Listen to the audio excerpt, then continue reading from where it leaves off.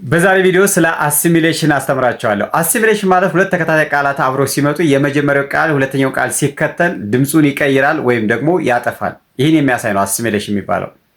ለምሳሌ ላስት ዊክ አዘን ላስት ዊክ ኩድ ዩ ሄልፕ ሚ ኩድ ዩ ሄልፕ ሚ ኩድ ዩ ሄልፕ ሚ። ባለፈው ዓመት $3 ሚሊዮን አገኘሁ። Last year I made $3 million. Last year I made $3 million.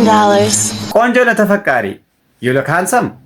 Lovely. You look handsome, lovely. ሁለቱ ጓደኛሞች በፍቅር እየወደቁ ነው። The best friends fall in love. Two best friends falling in love. ስም ማን ነው? What's your name? What is your name? ባለፈው ሳምንት አይቼሽ ነበር. I just saw you last week. I just saw you last week. ሲጀመር ስለ ቁንጅና እሷ ምን ታውቃለች? First off, what does she know about pretty? First of all, what does she know about pretty? መጥፎ ሴት ነኝ. Yeah, I'm a bad girl. Yeah, I'm a bad girl.